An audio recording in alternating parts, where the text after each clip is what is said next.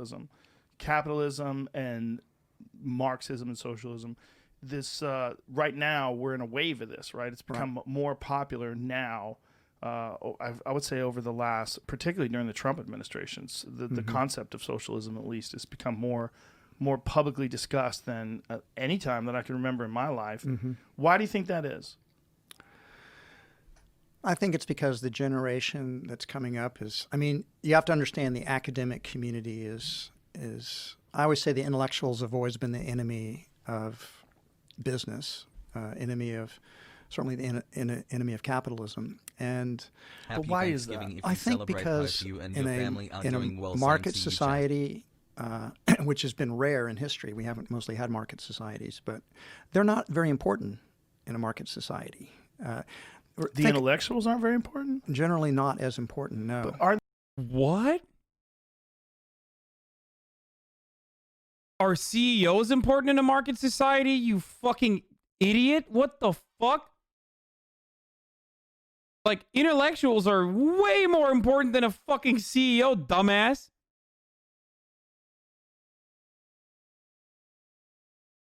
What the fuck? They aren't valued for their skills, the CEOs are? Point to a single skill that a CEO is valuable for that isn't just completely inflated by this entire fucking self-serving system that we've created. There is not a single fucking CEO skill. Not a single one. Companies could work very well without CEOs.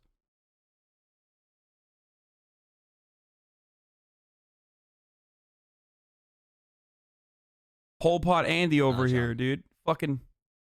Aren't they the ones that inspire the minds of the people that create and maybe innovate in the industry? They don't have the same social status that the entrepreneurs have. An Elon Musk or Steve Jobs or Jeff Bezos. So you think it's an ego issue?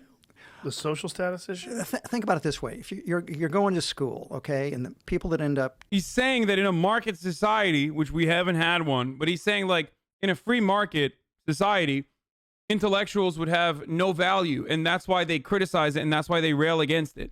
That's why they're socialists, because they would have no value, which is ironic and totally fucking idiotic, considering that what's the first fucking thing? What is the first fucking thing that socializing nations do, developing nations do? It's increase the literacy rates. Okay? Education is a fundamental plank of socialization. It's literally one of the most significant things that the USSR has done. It's so important that funding education is so fucking important for socialist countries, democratic socialist countries, or countries that are socializing, that like the CIA, the State Department, neoliberals always regard it as a completely nonsensical thing that like we should not even fucking focus on.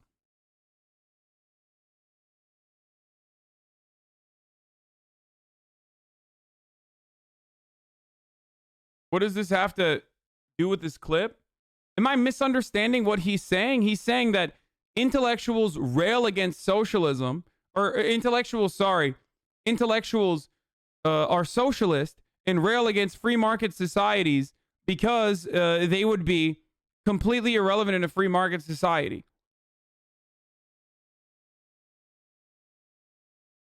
I interpret his statement as intellectuals aren't valued as much as they should be in market societies, whereas in socialist ones they'd have more value. Okay, that's fair. That is correct. Teaching in the universities were always... Am I misunderstanding what he's saying? What the fuck? Hold on. I'm going to run that back. Innovate in the industry? They don't have the same social status that the entrepreneurs have. An Elon Musk or Steve Jobs or Jeff Bezos. So you think it's an ego issue? The social status issue? Think about it this way. If you're going to school, okay, and the people that end up teaching in the universities were always the smartest kids in the school generally, and they did well in school. I mean, smart in terms of doing well in school. And they go on to college, and then they go and get a PhD, and then that's all they've known is school. That's been their universe, right? And they excelled at it. And they were smarter than the other kids in school. And now these other kids, they go to college, and they get a degree in business, and they're in a fraternity, and they make a lot of friends and relationships, and they make more money than the intellectuals do. And that seems like that's completely unfair. It's an unjust world that this less smart people are making more money than the smart people do, and they have more status in the society. And I think that's underlying it is a resentment or an envy of a society that doesn't judge them to be as important as they judge themselves. That's interesting, but I think it's a very flawed perspective. And first of all, the term smart is a weird term. I said smart in terms of school. I didn't say in terms of street smarts or ability to do things, to connect with people. There's emotional intelligence. I'm merely saying they're good at taking tests, writing papers, abstracting thoughts, essentially. But this is what I'm saying. I mean, he's right about how is he saying that this is not a meritocracy? I'm so confused about the way he's like going around this. He's saying exactly what Hasan was arguing against. Like, this is so... He himself likes a free market society, I assume. That's what you would... He's a fucking CEO, right? CEO of Whole Foods, defending capitalism. Like, this notion that... This is why you need fucking materialism, okay? This entire notion that, like, academia and intellectuals are purely motivated by spite and jealousy is such a idealistic, silly bitch take that it blows my mind that you could just say that as an adult. It literally, you sound like a child. You're like, they're just jealous, and that's why they're railing against capitalism, because, like, capitalism doesn't allow them to make money. It's like, okay, well, bitch, I make money. I'm a fucking idiot, okay? I still rail against capitalism. You don't have to be fucking jealous. It's that it goes back to the same notion. If you're rich and you criticize capitalism, you're a hypocrite. If you're poor and you criticize capitalism, you're fucking jealous. It's just about devaluing any argument that anyone could ever make against capitalism. That's all you're doing.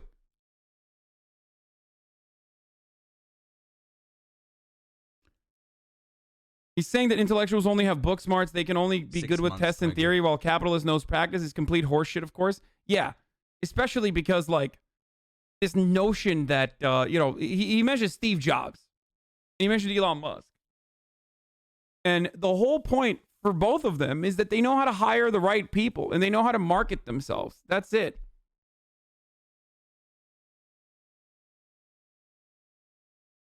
I used to work for Whole Foods before the Amazon buyout. Fuck Mackie and fuck Whole Foods. Chicken salad per pound was more than I got paid an hour. The term smart, it's almost like, the problem is it's like a blanket term, right? It's like drugs.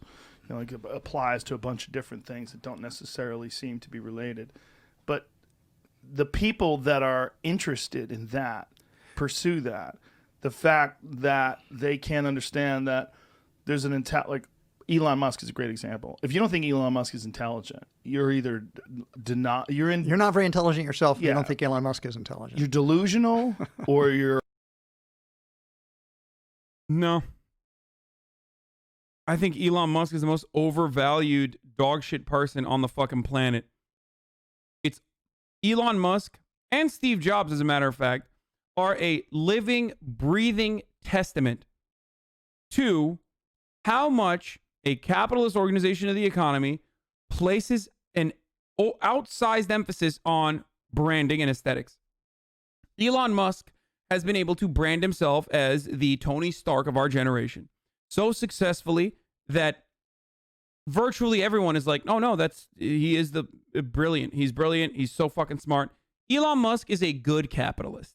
Elon Musk is good at hiring the right engineers and taking ownership of other people's work. That's what good capitalists do. Steve Jobs is the exact fucking same. There's a reason why we hail these two people as heroes. Steve Jobs ultimately believed in like holistic medication that fucking ended up owning him. Okay? Ultimately. So that's not really street smarts in that respect. And Elon Musk, the other fucking brilliant person that we're talking about here, is perpetrating coronavirus conspiracies like he's a fucking Facebook Karen. Okay? They're good at certain things and bad at others. Steve Jobs was very good at marketing. Okay? He cared about that shit and he was very good at it. It's great. Elon Musk is very good at hiring the right kinds of people and oppressing his workers while simultaneously branding himself as like this neurodivergent Tony Stark who is simply like when he looks like an asshole, it's a consequence of the fact that he's, you know, neuroatypical. Okay? That's why. That's always his fallback plan. And also, every time that he's doing something well, it's because, well, he's a savant. He's so smart.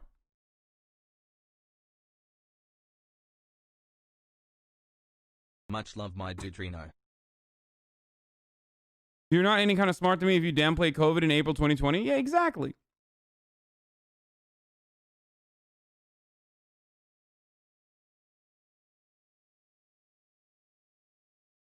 You're a liar or you're in denial. Right. It's one of those things. Is something wrong with the way you think?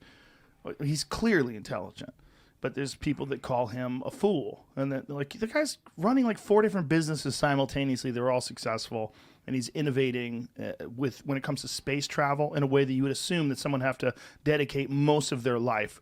Just I love this. Okay. This is something I haven't. It's theory time, boys. And this is Hasanism. Okay. This is Hasanist theory. All right. Are you guys ready for this? Capitalism is dogmatic. They have very successfully, capitalists have very successfully created dogmatic thought. I'm going to use religion as an example here. Okay? And there's still the same amount of accumulation of wealth, the same amount of accumulation of power, and the same amount of oppression for the underclass that existed in other feudal formings. Okay? I'm not talking about primitive accumulation. I'm not talking about primitive communist societies. I'm talking about like from feudalism to monarchy to now. There has always been an accumulation of wealth and power at the top. That is how our societies have formed, no matter what. The justification under theocratic monarchies was that the god king deserves to be in that position and deserves all of your gold because God is the one who made him king. Under capitalism, it's meritocracy. Okay? That's it. The divine right of kingdom, the divine right of kingship, has turned into intergenerational wealth passed on by the false notion of meritocracy. We now believe that the billionaires deserve the wealth and power that they have accumulated because we believe in a meritocratic society. We believe that smart people and successful people deserve to be in the position that they're at. Well, I'll tell you this. I think I'm a living, breathing example of the falsehood of meritocracy. There are people who are infinitely smarter than me. There are people who are infinitely more clever than myself, more charismatic. Maybe they don't work as hard as I do. I do fucking love what I do, so I'm constantly streaming, but that doesn't matter. I'm here and they're not. There is no meritocracy. It is a complete fucking lie. But you have to believe that in order to justify this entire system. You have to believe that this is a just system. Otherwise, everything falls apart. Otherwise, democracy is not real. Otherwise, everything that you have been taught in school, everything that you've been taught for your entire life, everything that you've been conditioned into believing is a falsehood, is based around a falsehood. That's why you love the concept of proselytizing someone like Elon Musk. That's why you have to believe that Jeff Bezos is a billion times smarter and works a billion times harder than the average worker. Based. Okay? That's my himboist take on this. Okay? Marxist himboism. It's bullshit. And that's precisely why the CEO is talking about this. He's demonstrating his class solidarity currently. Smarts aren't the kind of merit that capitalism demands. There's different kinds of merits valued by different systems. Meritocracy isn't black and white, certainly. But the way that we make this system work, the way that we believe that this system is just, is by believing that it is a meritocratic process. When there is private accumulation of capital, okay, when there is intergenerational wealth, you will never have a truly meritocratic society. When there is no true equality of opportunity, and there never will be an equality of opportunity, if we're being real, we're never going to have a true meritocratic process. There can be no meritocracy if a child born in Africa, in an African fucking country, or a child born in India could be infinitely smarter than you, but will never materialize their skills, will never be able to achieve or unlock their potential, because there is no fucking equality of opportunity. You get a bad spawn point, you're fucked.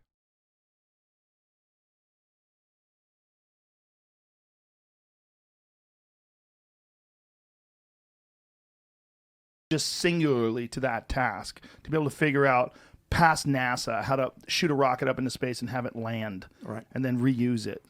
No one's been able to do that besides him, or up until he did it. And I think Jeff Bezos' company is doing the same thing too now. Blue Origin. Yeah.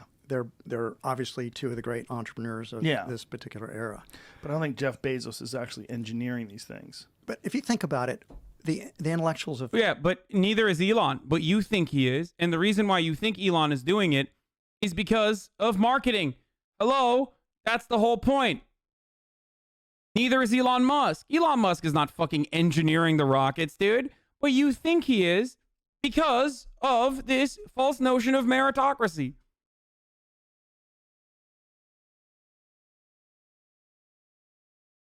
always disliked business. They've always discriminated against the merchant classes, the Jews in the West, Chinese in the East. There's really been no historical period where intellectuals praised business. Maybe a little bit around the time of Adam Smith, up until probably Ricardo and Malthus wrote in the early 19th century. For the most part, business people have been seen, they're disruptive. They change things. They upset the status quo. They innovate. Well, a lot of people don't like innovations. It's threatening. It changes. What?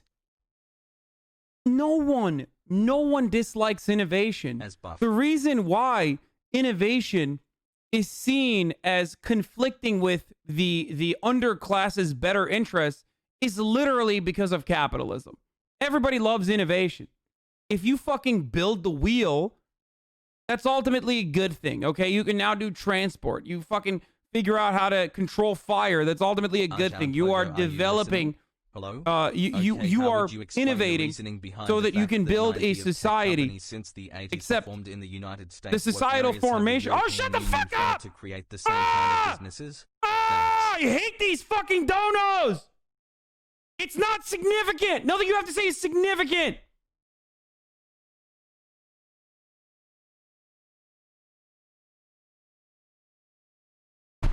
Fuck!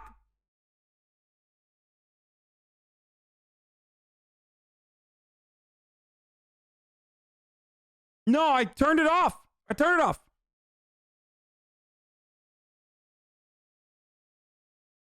Fuck me, dude.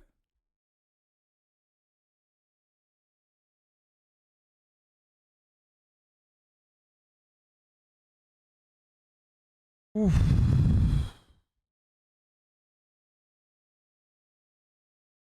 I don't even know what I was saying. I've lost the fucking take completely. Oh, answer a real question I've asked. If it's dumb, I'm gonna ban you. Please, can you speak more philosophically about human struggle for power and what we envision as change in the world? This is how we change the world. These conversations and political rambles are guiding us. I think not. I think we must strive for farther inner experience. Man, shut the fuck up, dude. Just fucking time yourself out. Yeah, let me fucking have a philosophical conversation. The reason why we are pitted against innovation, unfortunately, is because of capitalism. Okay? That's the reality. That's why I as much as I think like Andrew Yang, for the most part, is thinks he's doing his best when he talks about UBI or when he talks about automation specifically. The issue is if you don't address that people hating automation or people being against automation functionally is a direct consequence of how wealth is extracted, how wealth is accumulated, then you're missing the fucking forest for the trees. Everybody wants innovation. Innovation is great. It's supposed to take away all of the unfulfilling jobs. AI and automation is supposed to take the place of jobs that are laborious, jobs that are difficult to do. But unfortunately, the gains from innovation are not distributed to the workers. The gains from innovation are not shared. Those who own capital keep more and more of the profits to themselves. That's why productivity has increased in the United States of America, but with no counterforce to engage in collective bargaining, such as unions, for example. Wages have not increased along with it. So with a computer, you are 10 times more productive than your father was. Okay? Because you have a computer now. You have a cell phone. You're working 24 hours round the clock. You are so much more productive. And yet you make a fraction of the wealth that he was able to make. How is that just?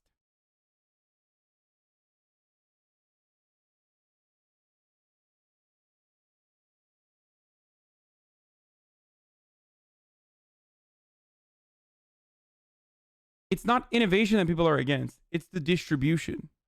That's the problem.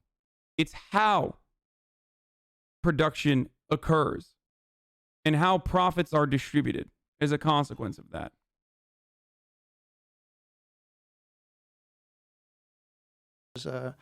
It changes social status. It changes wealth relationships. Is your take that Yang is anti-innovation? Are you not for UBI? Wait, no, Andrew Yang is not anti-innovation. What the fuck are you talking about?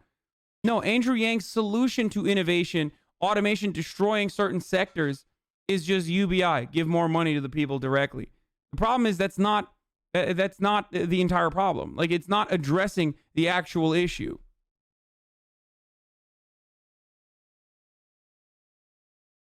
Innovation is supposed to make everyone's lives better. Okay? But unfortunately, with our current organization of the economy, innovation only makes certain people's lives better. It makes our lives artificially better as workers, right? You get a better TV. You get better technology that's cheaper. Sure. And you think that your life is better, but meanwhile, you've lost your job.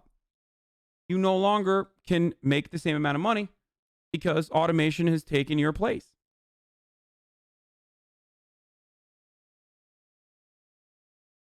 Okay?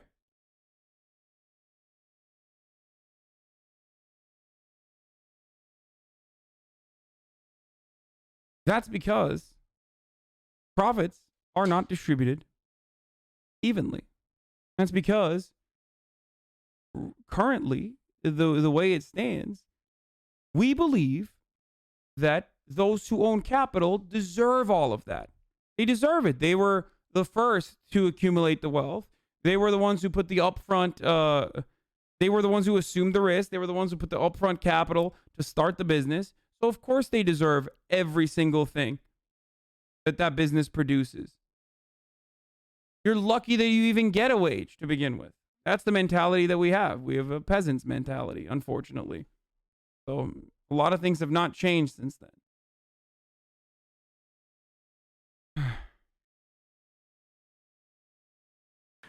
That it's almost like capitalism is like a genie that got out of the bottle, and they're trying very hard to stuff the genie back in the bottle as much as they can.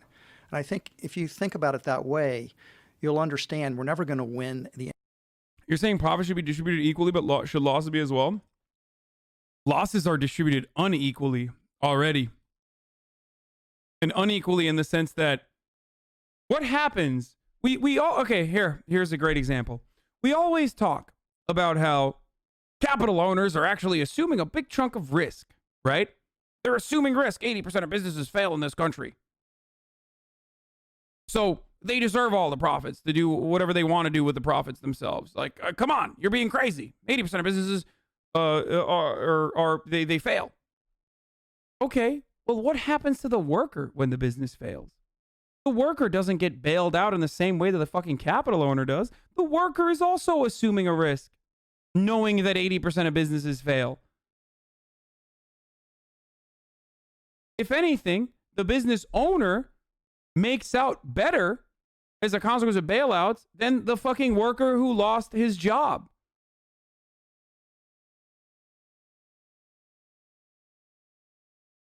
We never even consider the risk assumed by a worker when we talk about 80% of businesses failing.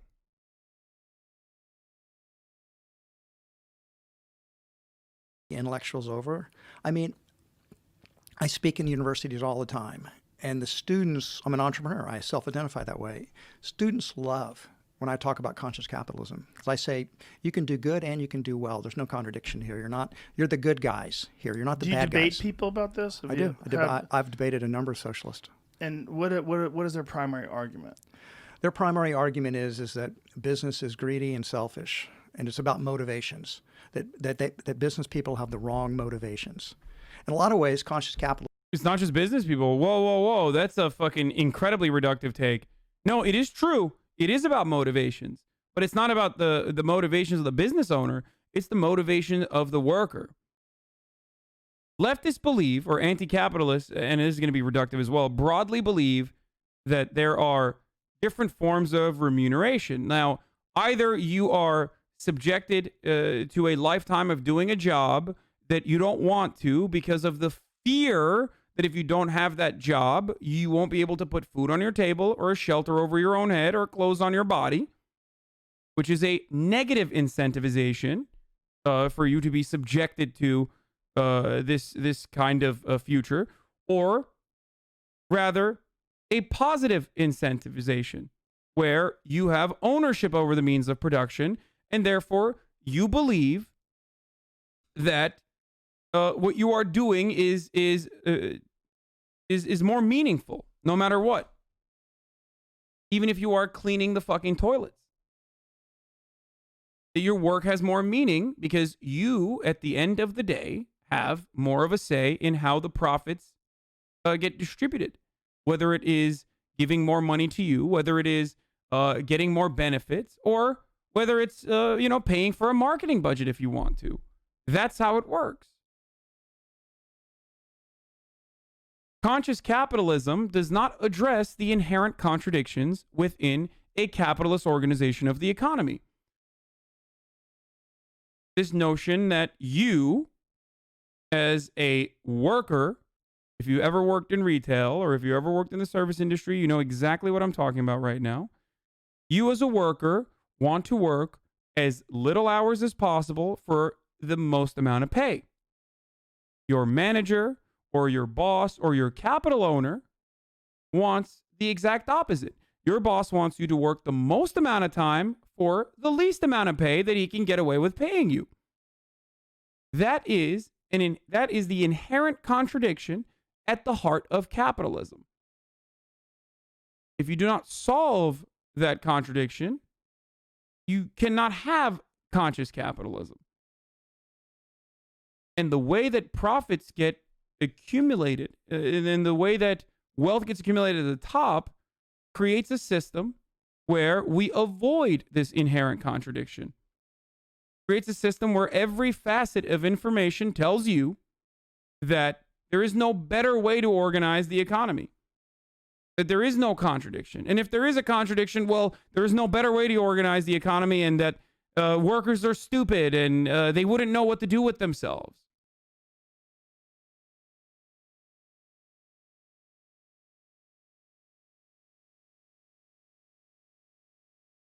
Capitalism is an answer to that. It's a complete answer to that, because if everyone on Twitch divided earnings equally with every streamer, would you do that?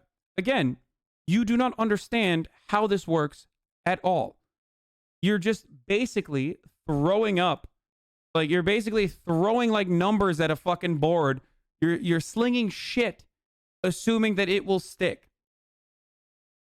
It's ironic that Marxism is built upon the labor theory of value that literally is about getting proper payment for your work, and yet so many people, one, misunderstand it, and two, think that like Marxism or socialism is when everyone makes the same amount of money. It's not about that at all. Socialism is about egalitarianism, where like everyone has to have equal outcomes and everyone has to get paid the same. The doctor gets paid the same. Or socialism is when janitor is the CEO. Like, that's not how this works at all.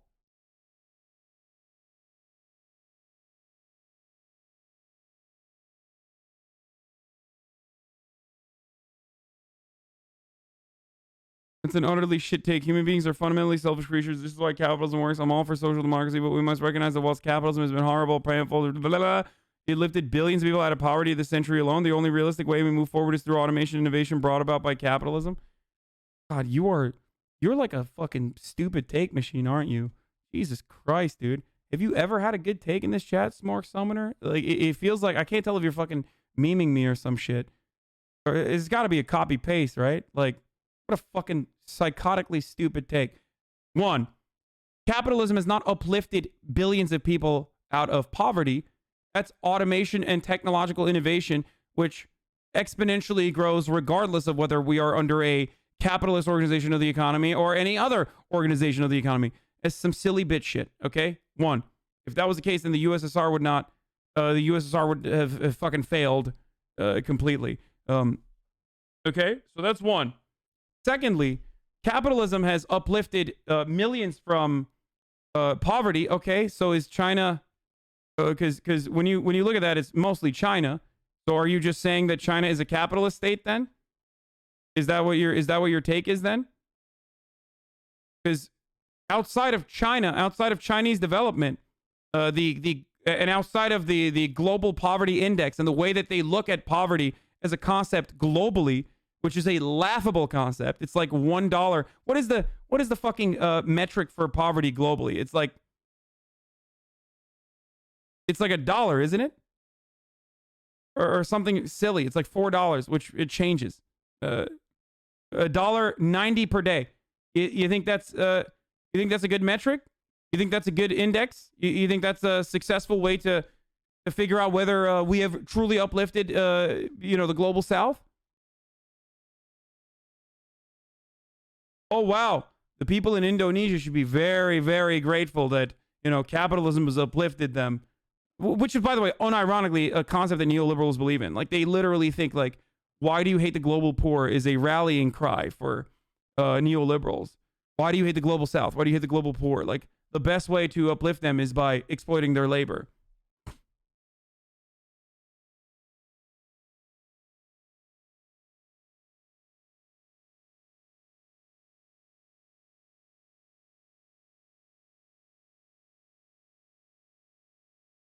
Top 400 wealthiest got $1.3 trillion richer this year, while 6 million people are facing eviction. Wait, what do you mean 6 million people are facing eviction? You mean in America? You're talking about America alone.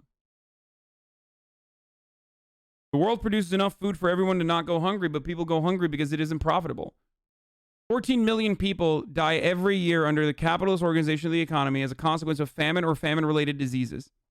14 million annually. But we make enough food for the rest of the planet to survive on.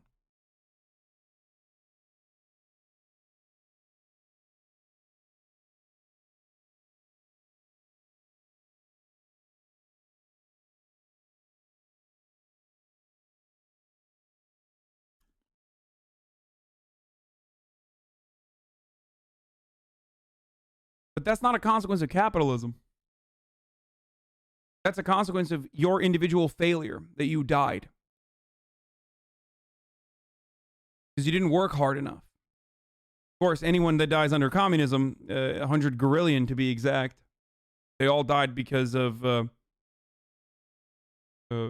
communism. In the book and in Conscious Leadership as well, we're basically arguing that business isn't primarily about maximizing profits. Business is primarily about creating value for other people. And through creating value for other people, you do make a profit. But it's the value creation that comes first. The profits come second in exchange, right? And it's almost, if you are creating value, then you are profitable. And then you can reinvest those profits, and you have this upwards spiral. I mean, this is complete falsehood. Again, how do you... So Amazon doesn't exist. Like, the way that profit works in this stage is especially because of the financialization of every fucking economy, it's the exact opposite. It's literally not about fucking being profitable anymore. That's like capitalism. Capitalists love to fucking talk about old school economic theories as though we don't live in the real world currently. Like, he's literally obliged to maximize profit as the CEO of a publicly traded company. Yeah, no, I know. It's his fiduciary responsibility.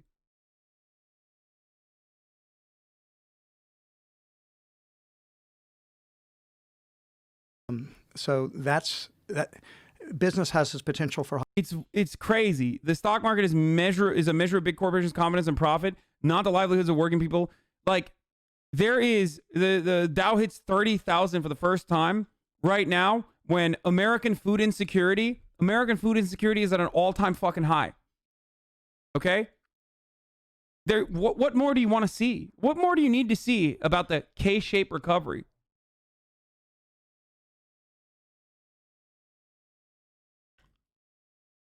There's bread lines in fucking Texas. It's the Gilded Age all over again, dude.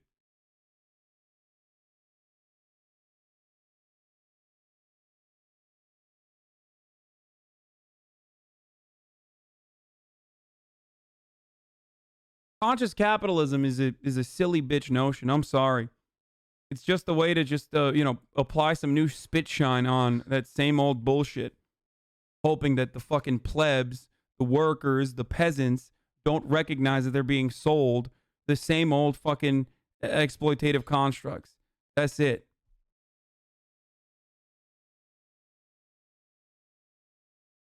Conscious capitalism.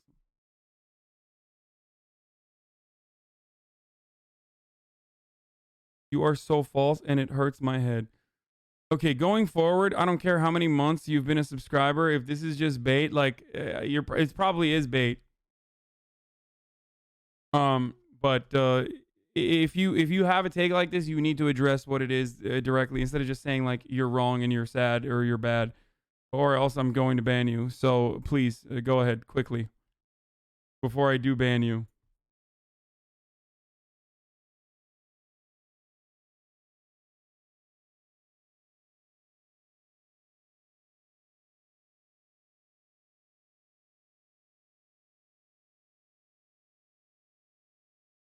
Make an argument before I ban the fuck out of you.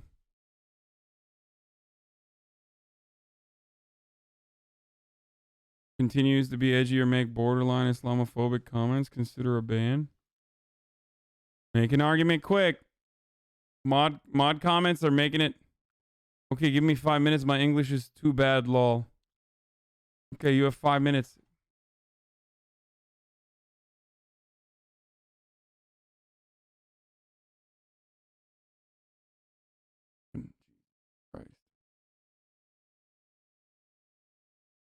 For higher purpose. It's not primarily about greed. Greed is found in human nature, Joe. It's not just found in business people. Oh yeah, no, totally. Well, so is fucking eating your children as a bear.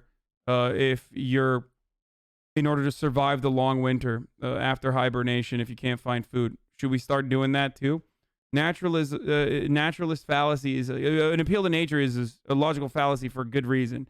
You're a speciesist. You're a human being. You're supposed to transcend and go beyond that and above that. So, incredible, brilliant fucking CEO brain working right here. Come on, Joe. It's just human nature, Joe. Anyway, listen, it's ad time, so I'm going to hit that ad and then continue with this video. Plenty of greedy governmental officials, plenty of greedy politicians, greedy lawyers. Greed is endemic to the human nature. Business people either have no more or no less than it. It's just part of who we are. Has anyone ever laid it out in a way that's very compelling? Like when you have these debates with socialists and has anyone ever laid it out in a way where they have...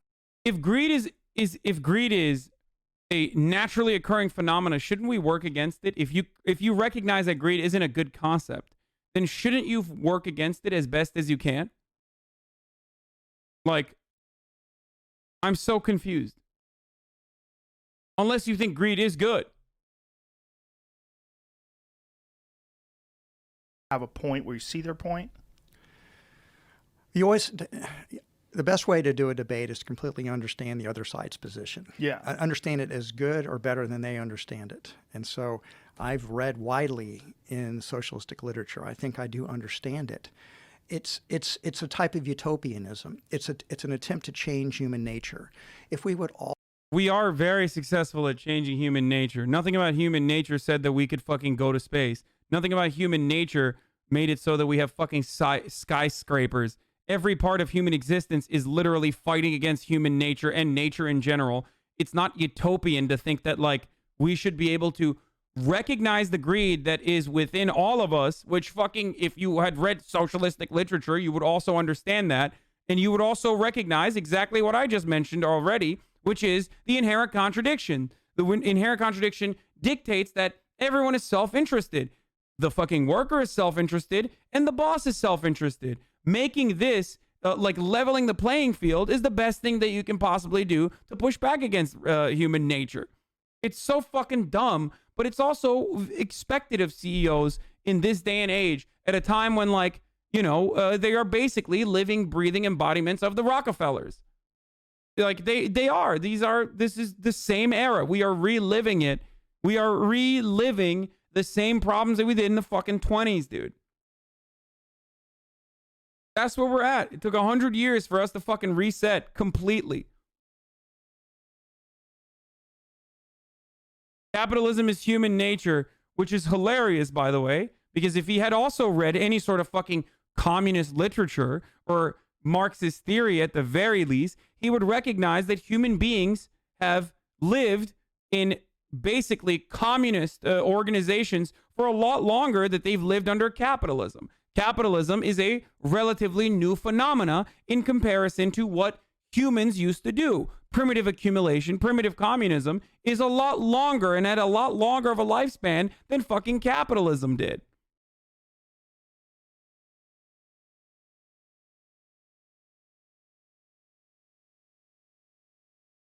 Why am I a conservative economically that agrees with everything that you have to say? Because you're not a conservative economically. You just think you're a conservative economically. What this guy, who portrays himself as a liberal, by the way, is way more conservative than the average conservative. That's the reality. Most conservatives that think they're fucking Republicans are not actually Republicans if you talk to them about these sorts of dynamics, especially because there are more of us. There are more of you, if you don't want to fucking consider me a worker or whatever. There are more workers out there than there are bosses. Most of you are workers. Most of you are not employers, you're employees. So when I have this conversation with you about your fucking dire circumstances, it's really silly for you to turn around and be like, wait a minute, what the fuck? No, I like to be a peasant. I like to get oppressed. I like to be fucked over. That's my favorite thing.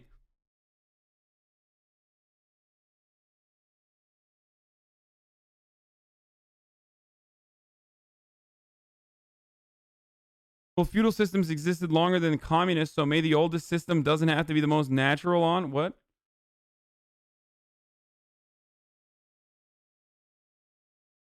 Can you explain how humans have been living under communism? Yes, when we were foragers and hunter-gatherers, we didn't have fucking capitalism. There was no capitalism.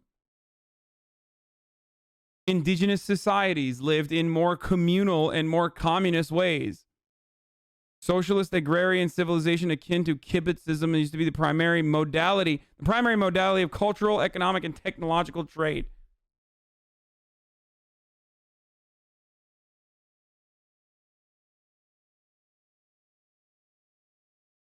I'm not talking about primitive communism in the USSR. I'm talking about primitive communism in the way that Marx wrote about it, in the way that anthropologists write about it. By the way, it's been 5 minutes, motherfucker. Give me your take.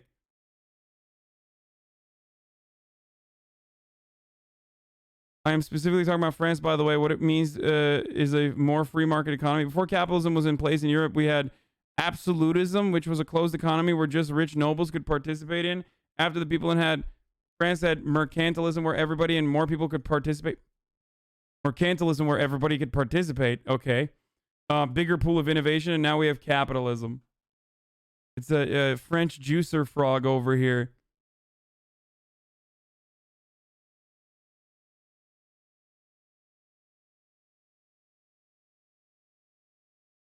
Oh, I'm talking specifically about France, by the way. What I mean is a more free market economy.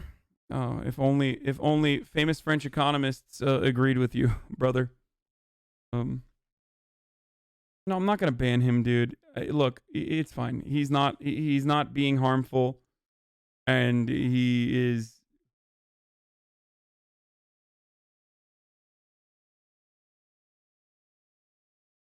just misguided. If I ban people like this, then I'm losing out on so many people that could change their minds.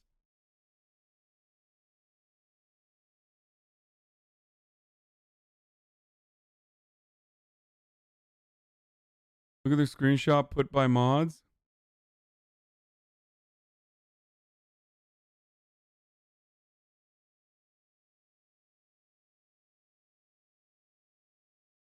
Really? I can't say, guys, when is everybody draw Muhammad Day? How is that worth a time in any shape or form? We've been dealing with a ton of Islamophobia over the past couple of days. I'm not going to sit back and allow you to be edgy or say some dumb shit and chat to rile people up. Consider it lucky I only gave you 3 days. Not good.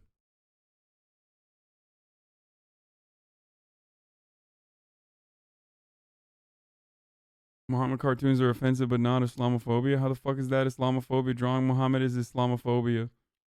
I'm sure you're doing the best you can, but saying, guys, when is everybody drawing Muhammad is not Islamophobia. I'm perfectly within my rights to say that even though Muslims find any depiction of Islam's founder to be wrong, they have a right to draw pictures of Muhammad if they choose to. Okay. He's fucking French, dude.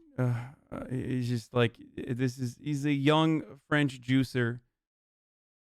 We'll see. If he doesn't fucking continue saying dumb shit, I'm not going to ban him right now. That's the way that's the way I'm going with it, okay? Because the shit that I've seen from French people, that is woke in comparison to Schnickon, for reference, came into his Discord and changed his nickname to the N-word because his black friend called him a cracker. Now he's been DMing me for like 3 months trying to get unbanned. Who is that? Yeah, that's not happening.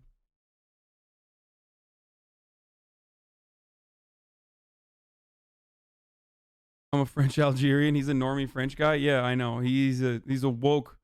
Okay, he's Swiss, not French. He's a woke European for not saying that all Muslims categorically are fucking violent and want to behead every European and need to be purged. That's the normal take in Europe for the time being, for the duration. Wait, that's the same dude? He fucking named himself the N-word in Discord because someone called him a cracker? Yeah, okay, then ban him. What the fuck? Get out of here, dude. Also, I changed my views, especially on trans people. This is so... dude. Why do you have to be so fucking fragile, dude? Like, do you not understand that the difference between cracker and the N-word is that you can say one and you can't really say the other, and that your little moment of rebellion was perfectly justified, perfectly understandable. You don't understand that the etymology of the word cracker still gives white people the power. It comes from whip cracker. Whereas the N-word is used to dehumanize and justify the enslavement of black people.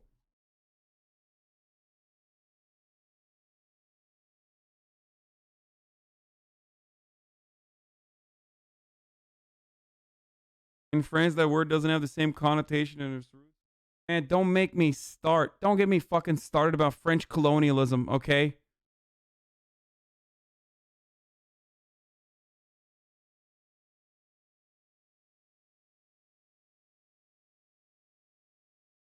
That's not true. It was my nickname in Steam, not Discord. It doesn't matter. It doesn't change your fucking horrible worldview, bro. What the fuck are you doing? That's terrible.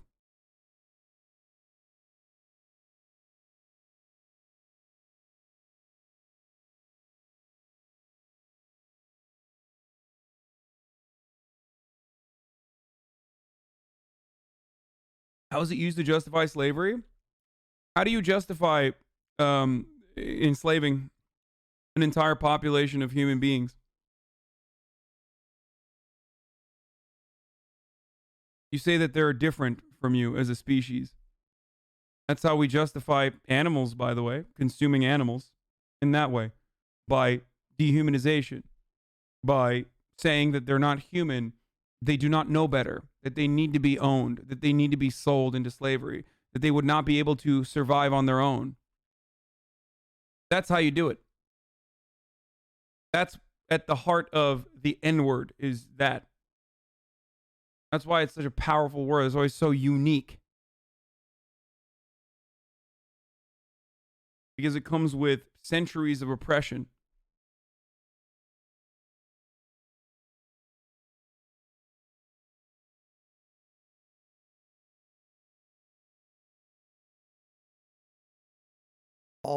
If we would all love each other and if we'd all share equally, then the world would be a better place. And hey, guess what? It probably. Hey, whip cracking isn't where the word cracker comes from, though. Yes, it is. There are numerous sources for the etymology, but yes, that's where cracker comes from. Whip cracking.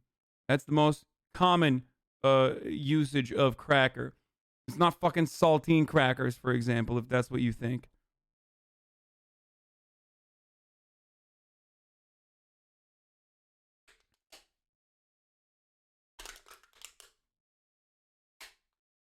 He literally said you shouldn't be allowed to draw his God when a French teacher just got decapitated for showing a drawing of Muhammad. Fucked up. Your God should be drawn. All gods should be. Man, fuck Muhammad, okay? I don't have a fucking personal stake in this. I don't give a shit.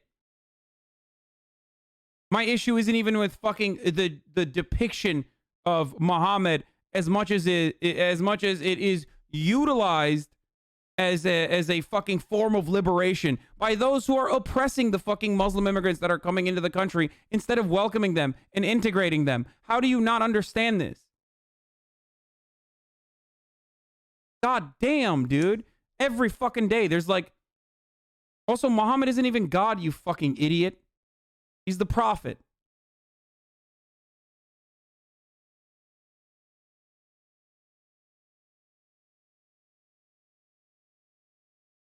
Oh.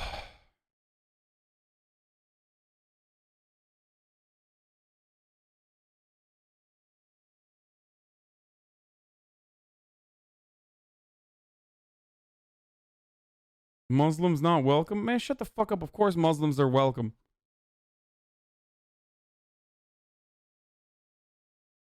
It's done. Yeah, exactly. Like you're only doing it to antagonize Muslims. It seems ridiculous to you because in your worldview, it does not, you can't even comprehend it because you love drawing Jesus. Okay? People loved drawing Jesus. They loved making Jesus white. Okay? but it does not exist. It's a fucking incredible instance of blasphemy. It's a huge sin. It was already a fucking sin to even draw humans to begin with. Originally.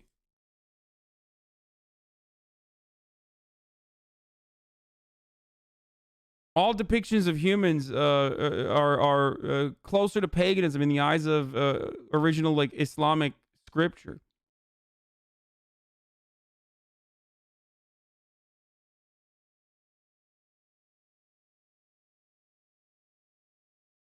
So a guy died for it? No one is justifying that. That's fucking disgusting to assume that people are justifying it.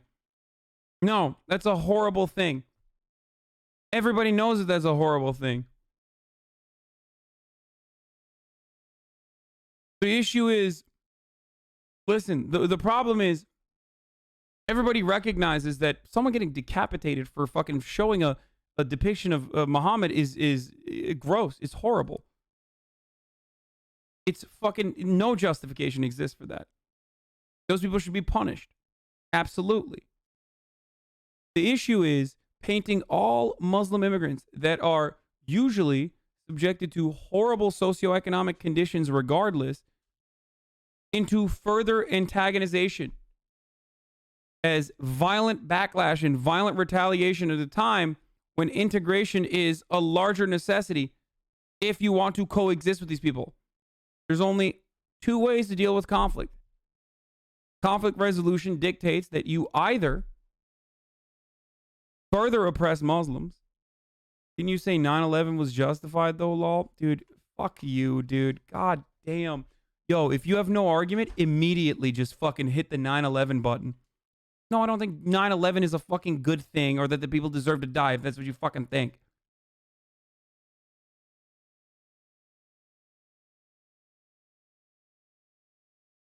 Yes, that's why I said it's paganism. I said paganism. That's why it's considered paganism to have depictions of humans. It's like if you went around forcing Jews to eat pork to liberate them. Yeah. That's a great take, actually. It's like closing down kosher stores because, you know, we have secularism. Sorry, for secularism, you can't have fucking kosher food. Actually, this is a really good fucking take. I had not even thought about that. Drawing the prophet as an act of liberation is basically saying that Islam equals terrorism, which is very alienating and not at all welcoming to the refugees fleeing the war-ridden countries that we, Europeans and Americans, have destroyed in the first place. Yup.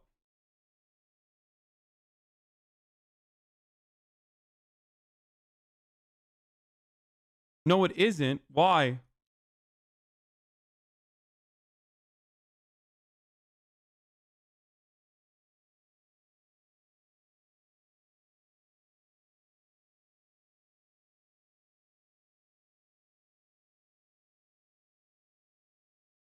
Why do you assume they are not well integrated? Why would I assume that they're well integrated when France has fucking colonized their countries, and then all the people that come to France from those colonies are treated as second-class citizens, relegated to the fucking banlieues that are in a state of disrepair? That's why, motherfucker.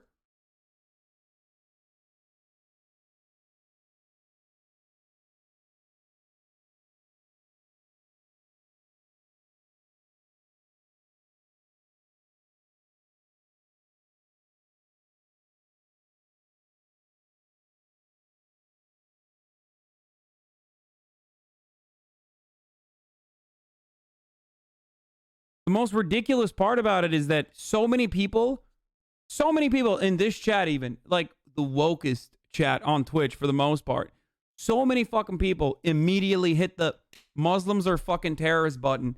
Like, it's just so hard. It's so hard to unlearn it.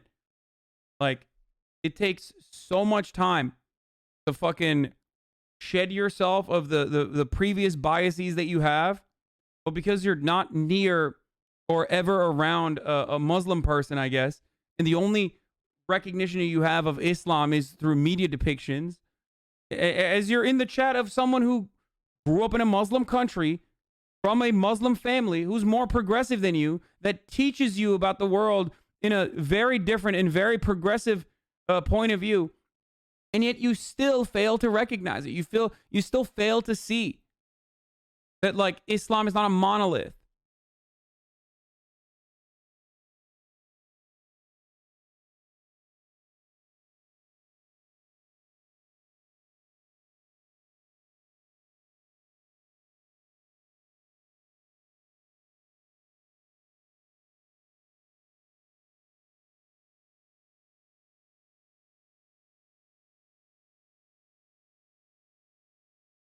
"2020 has been basically about me trying to deprogram myself from neoliberal bullshit."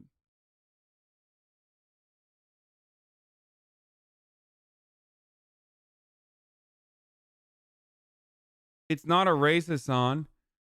Oh, Islam is not a race. Yeah, I know. You can't be racist against Muslims.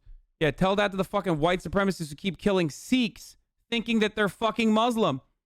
How is that not a race? Tell that to the motherfuckers who get shocked when they find out that my name is Hasan and that I am a Muslim. Islam is not a race, you say. Interesting perspective. Why the fuck do Americans... why were the Sikh communities the ones that got fucking harmed the most in certain circumstances? They're not Muslim.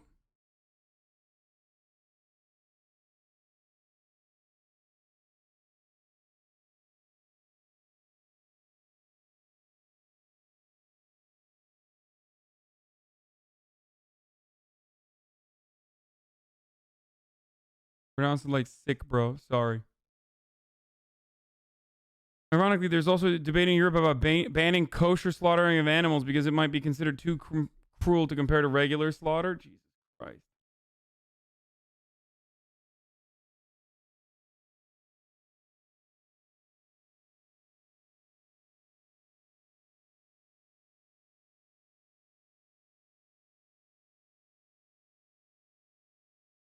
I've known several Muslim persons. I got 2 friends. They're the best kind of people you can find. So humble and funny and overall good. It's so sad that they're instantly labeled as terrorists because of the horrible attacks of people of the same religion. Even if you are the most white passing person, once people learn you're Muslim, people already project their terrorist jokes on you. Of course. Of course. It's normal. Like, it's a normal part of my life. It was a normal part of my upbringing when I came to America.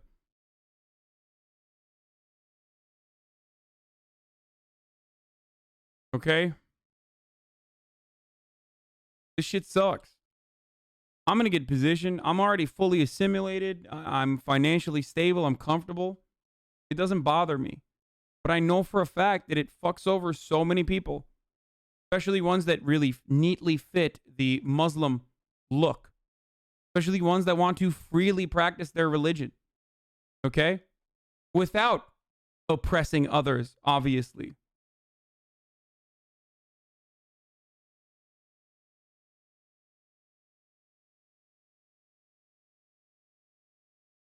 Speaking Islam in any way is a huge blasphemy for a majority of Muslims, but that doesn't mean people shouldn't do it. And that take about feeding Jewish people pork is equal to these caricatures is absurd. One is critiquing, the other is forcing people to do stuff. Wait. No, that you literally just said critiquing Islam in any way is a huge blasphemy. That's not critiquing Islam. Drawing the Prophet on purpose in an effort to antagonize is not critiquing Islam. It is literally the exact same as fucking feeding people pork. If you want to critique Islam, critique Islam. I critique Islam all the time. The fuck do you mean? And again, the punishment is not like a thing. There is never, ever. Like if someone was going around feeding Jews porks, then that person does not deserve to be fucking decapitated. I'm just letting you know, for those of you who do not understand. Like that's not a thing. I know it's going to be very hard for you to not recognize this because you're so used to someone being like, you're so used to someone being I don't know, like immediately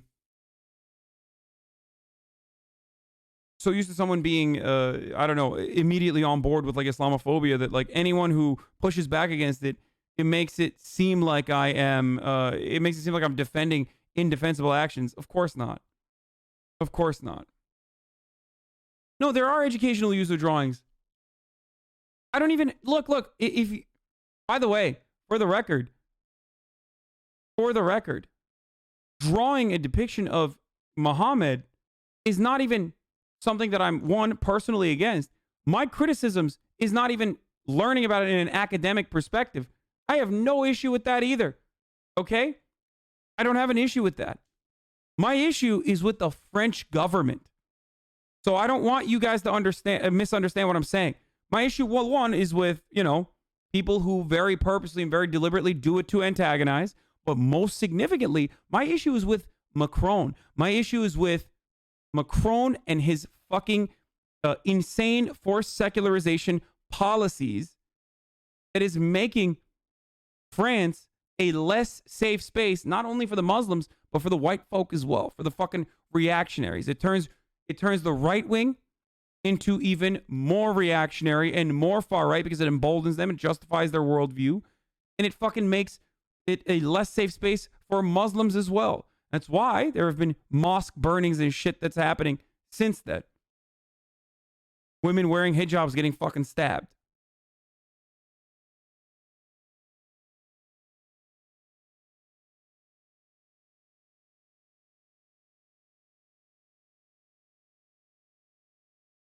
Why are we pretending that most drawings of the Prophet are not racist as fuck, bro? That's another part of the issue as well, yeah.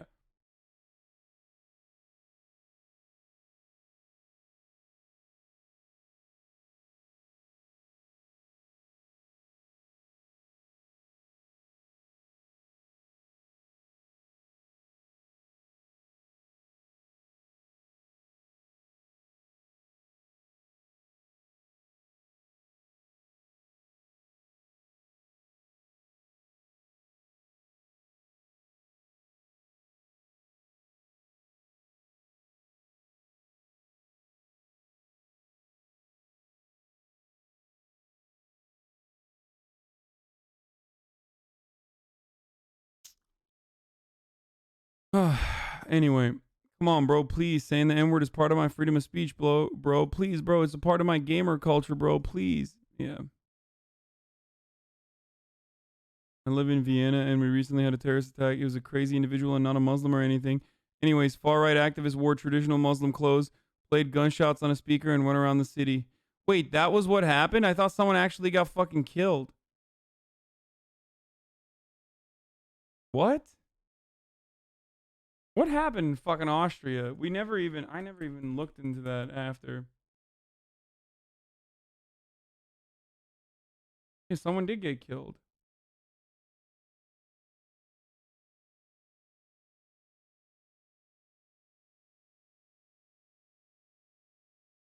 Wait, what? Austria's leader seeks crackdown on Islamist terror? There was no article since then. ISIS took credit for it.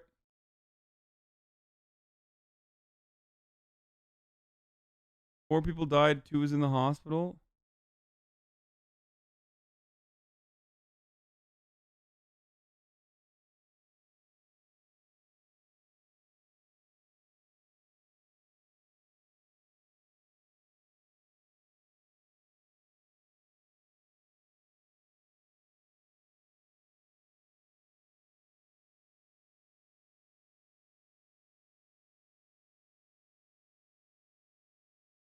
Anyway. Real funny how terrorist attacks against white people are reported heavily for weeks, but white terrorists try to kidnap the governor of Michigan and the story barely left local news. Well, because they got caught. Like, that's part of the reason, too. They got caught and they got subverted before it.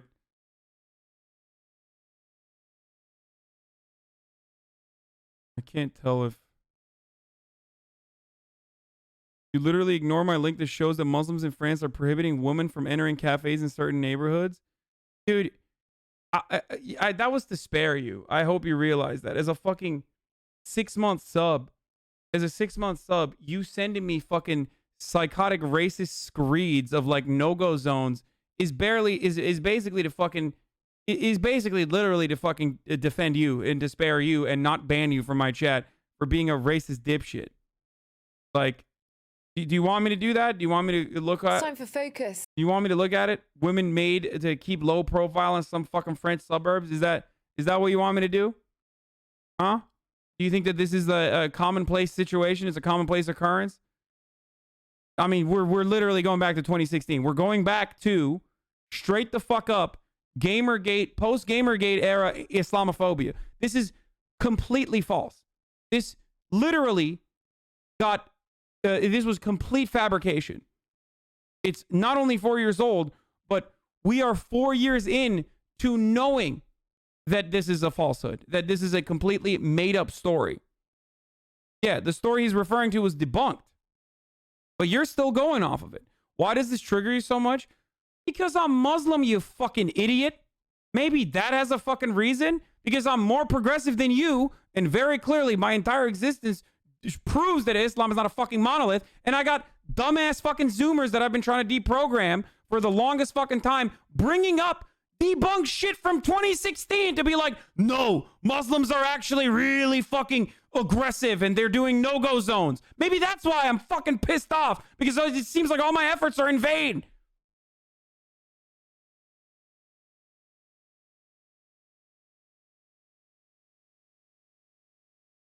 It's okay to believe in reactionary agitprop against Islam and against Muslims because it corresponds to my worldview is not as good as an argument as you think it is. Fox News had to apologize. A motherfucker in my audience just sent me a link that Fox News had to apologize for. How does that not make me angry? Fox News had to apologize for running with this misinformation, and motherfuckers in my audience that have been subscribers for 6 months are still sending me this shit from 2016. How am I not going to get mad at that?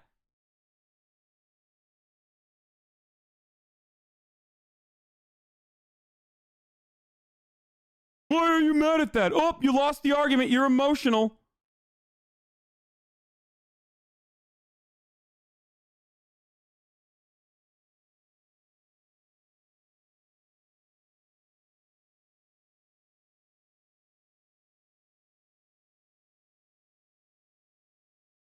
Fucking idiot. These are the same people that are so fucking woke too. So woke on everything else. But then there's one issue where you're like, just fucking flip a switch. I'm doing my hardest to not fucking ban you. Okay? But you have to acknowledge that this shit is completely unacceptable. Like, what you're doing is no different than the dude who sends me 1350 stats when I'm talking about black people. You're basically doing that, but you think you're woke because you're trained by the r/atheism way of thinking, the anti-theist mentality that you have.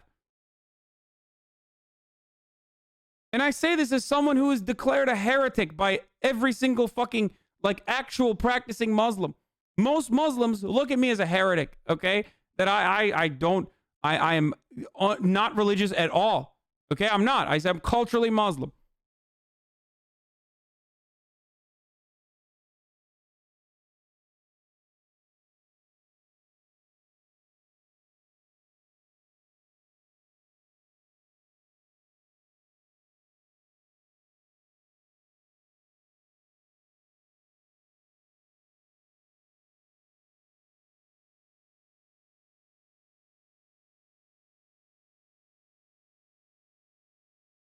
Then why are you defending them?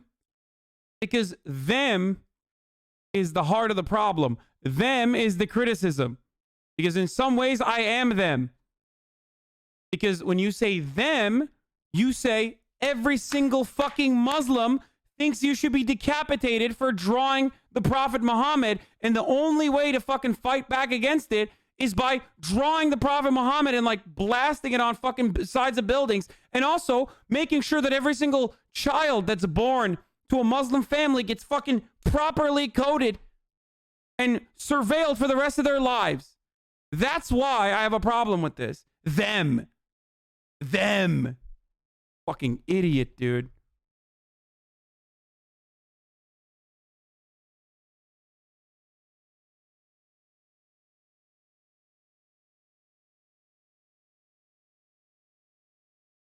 How do you recognize your own personal flaws, your own personal shortcomings when it comes to unlearning racism, when it comes to unlearning so many different things that you have been subjected to your entire life as a consequence of social conditioning? But then when it comes to an area where you just have these biases that have never been challenged, you're like, nope, this actually makes sense. Apply the same critical thinking skills that you applied to unlearn racism to this area as well.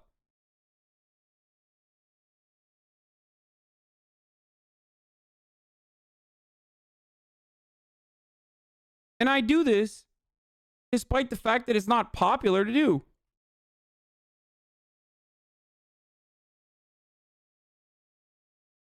Is this an actual video you're watching? I was, and then we got into a fucking, a conversation about Islamophobia. They're just making Muslims, sure Muslims go to school. Stop spreading misinformation. That's bullshit, brother. You're a fucking liar, and you deserve to get banned for this level of misinformation. They're not just making Muslims go to school, you fucking piece of shit. I bet you have a similar take on another group of Muslims too, though. At least you're consistent in that regard.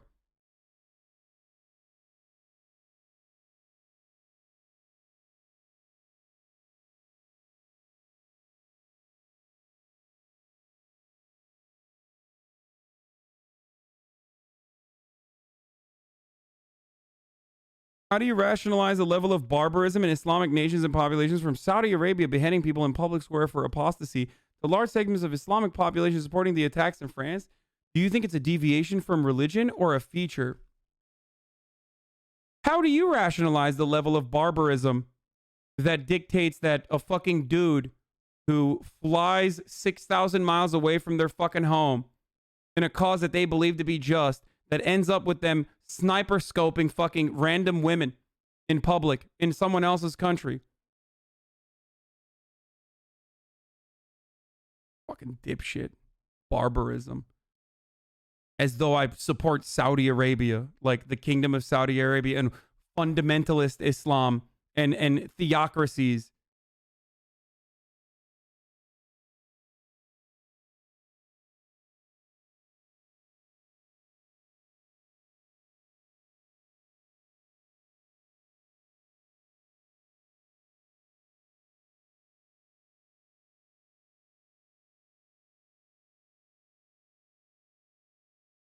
There you go. Lost 3K viewers. Well, one more then. Add one more to the fucking pile. Oh.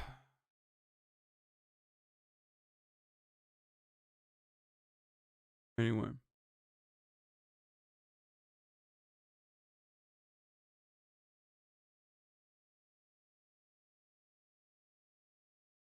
Probably would be if we were naturally that way, but we're not naturally that way. And no, these aren't fucking XQC refugees. These are literally people in my audience that are so woke about anti-theism that they, like, you know, turn all over again. All right, we're gonna get back to this now. Share equally. If we would all love each other, and if we'd all share equally, then the world would be a better place. And hey, guess what? It probably would be if we were naturally that way, but we're not naturally that way. We look first generally for ourselves and our own families, and then our growing circle of relationships that we develop. It's natural to want your own children to have advantages. That's just human nature, to want your children to flourish because you raise them, you love them.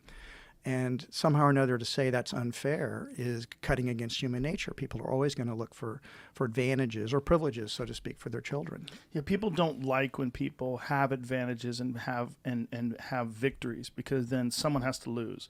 And when someone loses, they equate that someone losing with a bad feeling, with that person being victimized. Like there's some. All right, so here's a big idea we talk about in conscious leadership. We have a chapter called Find Win-Win-Win Solutions. The metaphors that we use to think about society tend to be very binary: good versus evil, light versus darkness, win versus lose. And so they tend to think of business as a win-lose game. Somebody wins and somebody else is losing. But the beauty of capitalism is it's a win-win-win game. It's an infinite game. It's a game because the customers are winning or they wouldn't trade. The employees are winning. How are the customers winning? They're getting products and services and there's competition to make those services and products better. Why is it that whenever big-brained capitalists like this man right here try to defend capitalism or talk about capitalism, they come across as babies? Like their justification is like a child, like a baby. Like, oh, you have such a baby way, this idealistic baby way of describing capitalism. Employees are winning because they have jobs and opportunities to grow. Benefits are paid, and they do that voluntarily. They're not forced to work for any particular company. They do. Explain to me how everyone is not in some way, shape, or form coerced to work. You think people want to work at fucking Whole Foods for however much money they make? I mean, I know people that are in this chat right now that fucking worked for this dude. Pretty sure that they were coerced to work. They were forced to work. And the reason why they were forced to work is because if they don't work, they fucking starve. That's how it works. At least socialists are honest about the way capitalism works. I myself am very fond of capitalism, or at least the way that marginally better products are revealed every year. Okay? I get it. But I also understand that it is done with a tremendous amount of cruelty. This motherfucker is just lying to himself, lying to Joe Rogan, lying to Joe Rogan's audience. Do it because they think it's in their best interest. Win for the employees. The suppliers who are trading with the business, they're winning as well, or they wouldn't make the exchanges. Investors are winning, or they wouldn't make the investments. And the larger society is winning because business is the engine that creates all the money that goes into nonprofits and governments. Without business, there is no government, and there is no nonprofit sector, because those are ultimately. The nonprofit sector is so fucking gross. The nonprofit sector is literally a sector that exists because the government is failing to do their fucking jobs. The nonprofit sector would not exist in a society that worked, okay? In a society that works properly, there would be no need for philanthropy. What a fucking idiotic take. Without business, there is no charity? Well, fuck charity, motherfucker. Why do we have charity? There would be no need for charity if business owners distributed their profits evenly, motherfucker.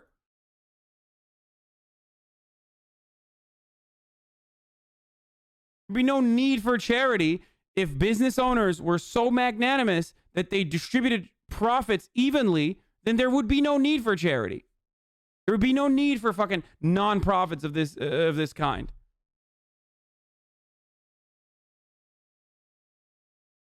Applied through what business creates. So business is a win-win-win game. All of these stakeholders are winning, and that's why capitalism lifts society up. Socialism. A rising tide lifts all boats is, again, completely outdated, disproven a million times over, and silly as fuck.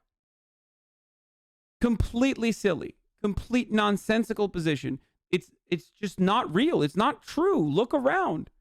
Come on, Joe. You grew up fucking poor. You know that that's not the case.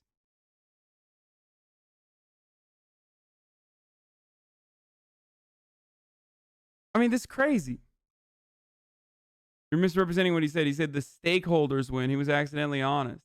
No, he's talking about businesses and how they fuel the nonprofit sector.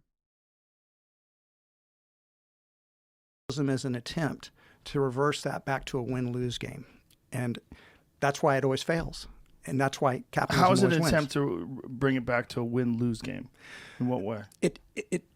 The ones that are winning, so to speak, the business people are clamped down, so they're not allowed to win. It's like, we're going to take your success and we're going to redistribute it. So that, as again, you said earlier on, incentives matter, but we're going to take away the incentives for business to really flourish and succeed. What is your riposte to the idea that if socialism was efficient, then we'd have worker co-ops? Worker co-ops existing under capitalism is incredibly difficult, not because worker co-ops are not as productive or anything, but more so because of wealth accumulation. To start a business, you need to have capital. There aren't public banks that are offering fucking worker co-ops loans so that like they can launch these sorts of worker co-op style businesses. Co-ops do exist. They are successful. But here's your repost, however the fuck you say it.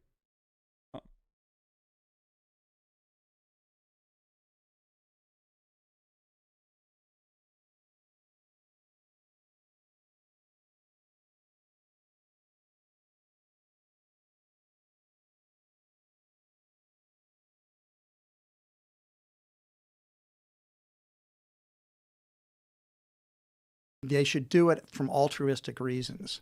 And we may do some things for altruistic reasons, but you cannot build a society around it.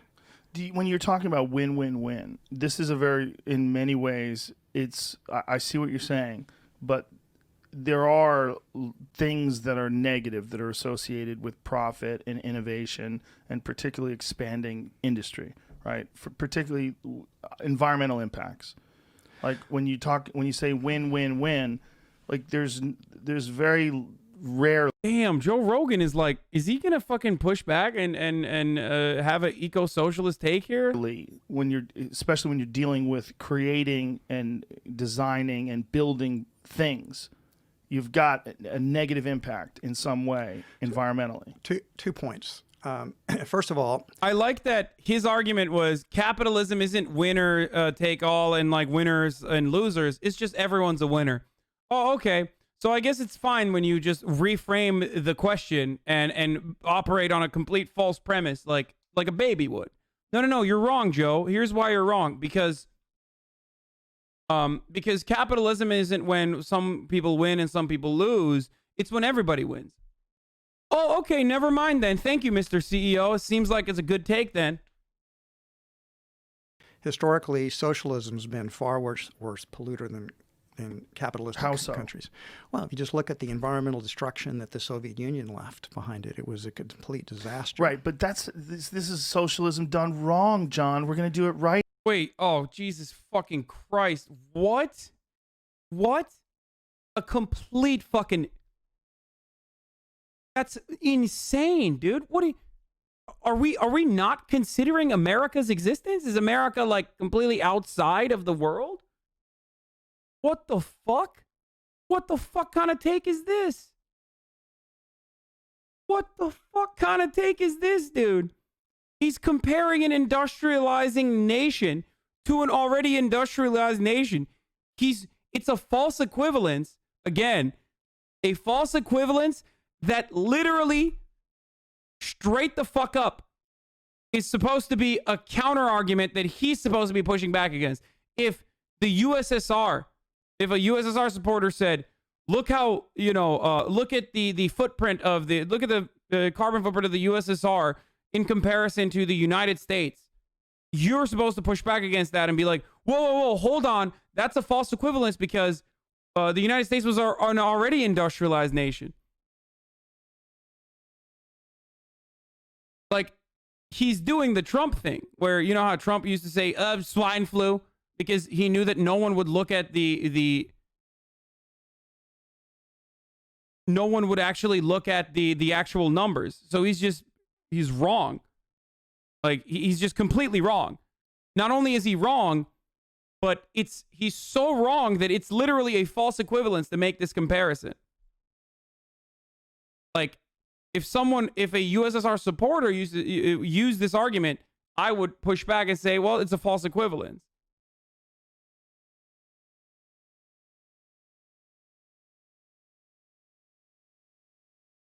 Right here. Who has done it right, Joe? No one. No one's done it right. But the Soviet Union is a bad example. No, Stalin was... Yeah, but all of Eastern Europe, there's no incentive to protect the common good in socialism. And they don't. When the government has... What the fuck are you talking... Wait, what? Okay, and then, again, you are basing your entire argument off of a false notion of what socialism is, or with the full knowledge that like every single person doesn't know what it is, so they'll just fucking, you know, go along with it. Socialism is all the bad things and capitalism is all the good things, is what you can reduce this dude's argument to. Socialism over capitalism is just a different way of reorganizing the economy. It is completely fucking nonsensical and psychotic to say there is no protective element under a socialist organization of the economy when there are many different forms of socialism, many different transitional states towards socialism, and each with their individual problems and each with their individual benefits. But ultimately, like, there is no fucking protective barrier under socialism. Is so silly when even market socialism, for example, is all about democratizing the fucking workplace, which is currently an authoritarian construct that we all exist under and think, you know, it's fine that way. That companies are supposed to be authoritarian. There is not supposed to be democracy inside of a company. If it's policy they agree with, the country must not be socialist, i.e. Scandinavia. If they disagree with the policy, the country must be authoritarian, USSR, Vuvuzela. Yeah.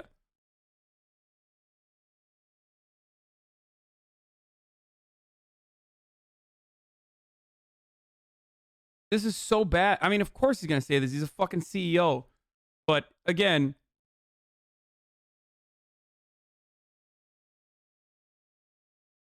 correct me if I'm wrong, but socialism is just taxing the wealth more and giving that tax to the community because I don't understand. No, that's not socialism.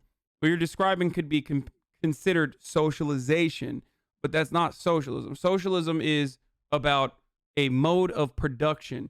Socialism is about how you distribute profits and how you create commodities. Okay?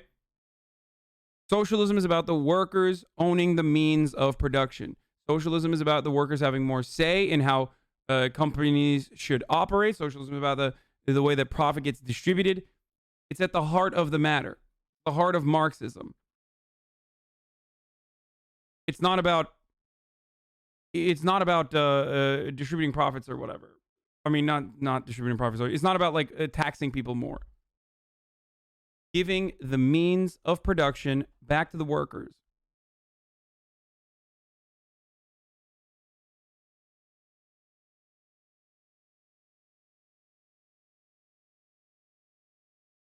You have no idea what you are talking about. What is socialism about? Socialism is so fucking dumb. Just wait until supply goes up again. Have some patience. Bro, remember 9/11? Get the fuck out of here. Wait, I want to hear from this guy now. Please explain to me what socialism is, if it's not what I just said.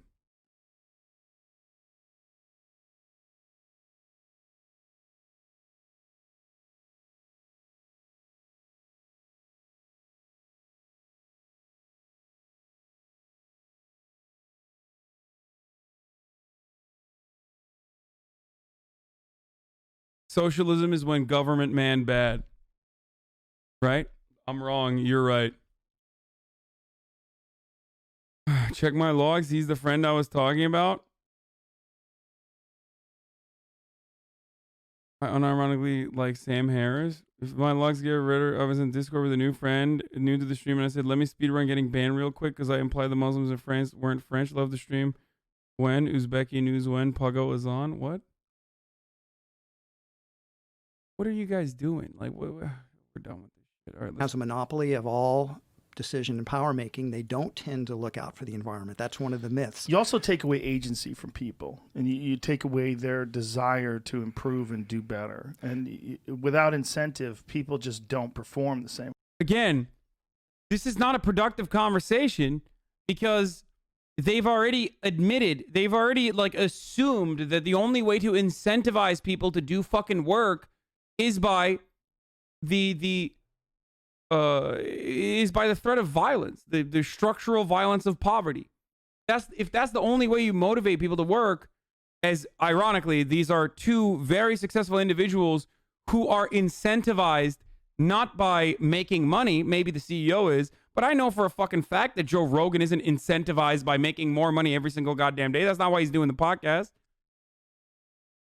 He's doing the podcast probably because he loves what he does. It's either you motivate people by coercing them into doing shit that they don't want to do, or you motivate them with positive incentivization.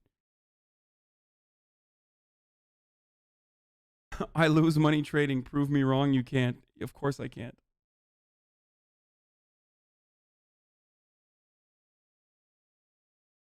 Same way.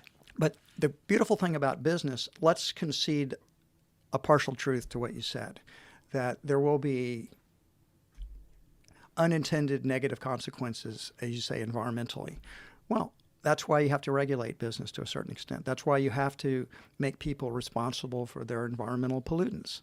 And because business innovates and has an incentive to innovate, business can innovate and create solutions to those environmental problems. Okay, let me stop you there for. Like, I mean, come on, dude. Like, even brain dead, like, doo-doo butts can fucking come up with a better argument, a counter on the fly than this. Like, no, businesses are not fucking incentivized to innovate, and they're not the only ones who are incentivized to innovate. What a dumb fuck take, dude. Holy shit. Like, let's see what Joe Rogan has to say. I mean, this just is ahistorical. Like, I don't know what else to say here, aside from the fact that this is so fucking stupid because it denies that, like, publicly funded research exists. Like, fucking abolish the NIH, dude. I mean, seriously, just abolish it all. No more public institutions. It's been the businesses that are innovating. They're at the forefront of innovation. The internet would have existed. We would have fucking figured out the internet on our own. Things that require decades of research, like great technological leaps that require decades of fucking research and no fear of immediate short-term gain. That does not happen in the private sector. For a second, when you say make people responsible for their environmental pollutants, then we're going to have to deal with another aspect of capitalism, and that's the effect that special interest groups and lobbyists have on politicians, because they create laws that shield these big businesses from consequences. Man, why do you fucking turn around and, like, do this? Why? Why do you do this? Why do you do this? Who the fuck submitted this? Okay, I'm fucking clapping. Mr. Blue Sky. I wonder what their takes are. My brother got married at Robin, a Jewish religious governing body in the state of Israel, which is also the same-sex marriage, so the neighbor had his own kind of protest. What the fuck is this? Ethiopian Jew here.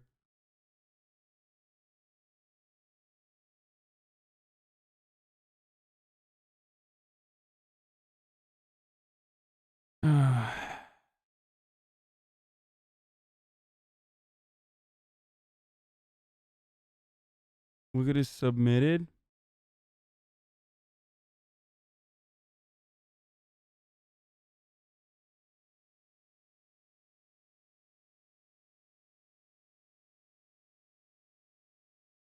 What fucking subreddit is this?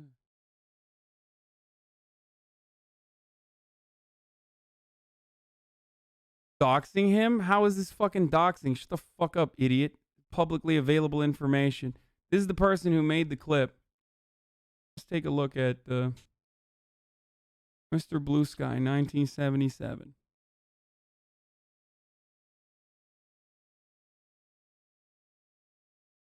Why do you do this?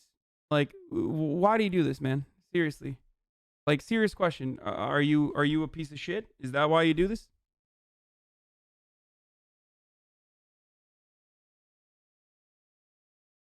Like, what's your... The fuck? Account created May 1st. Following this is March 3rd. I love you, bro. Guess not.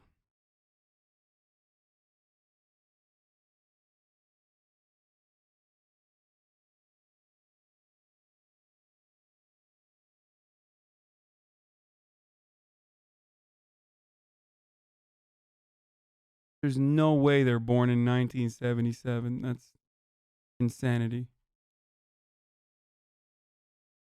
Abba and preacher incels?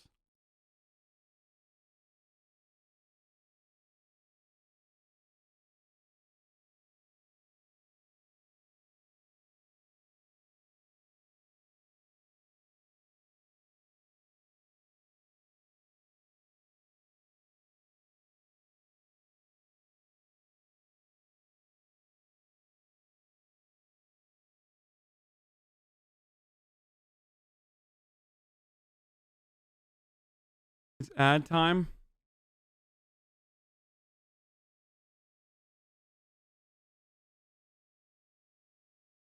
Consequences from these negative actions.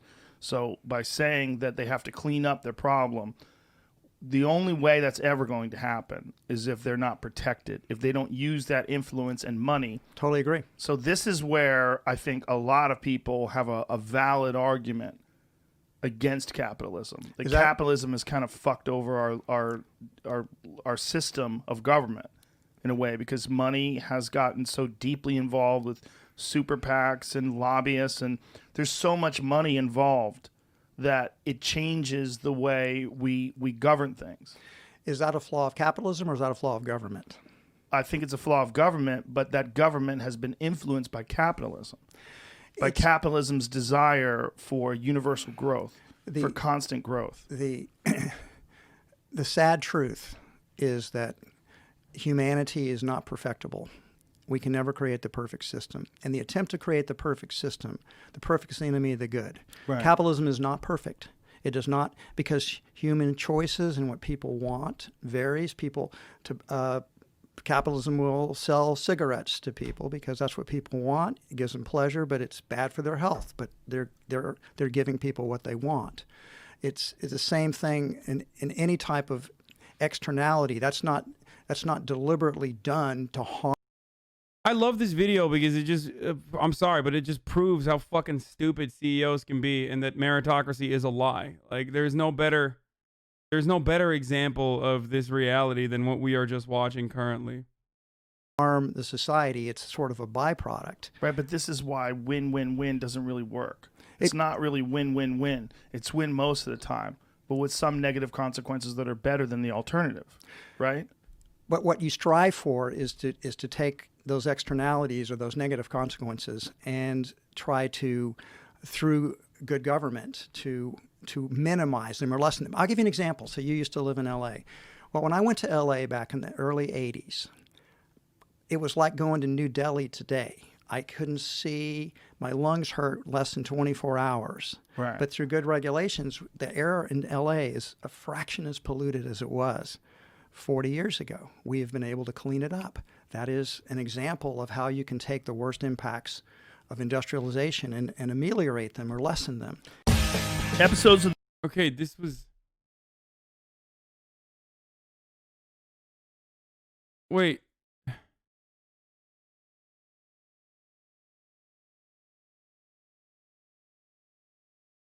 I don't even understand what he's trying to say. I mean, hey, at least you should be happy with the knowledge that, like, you and every other fucking moron on the internet that, I don't know, has, like, libertarian Andy takes are in agreement with a fucking CEO. So, at least you got that going.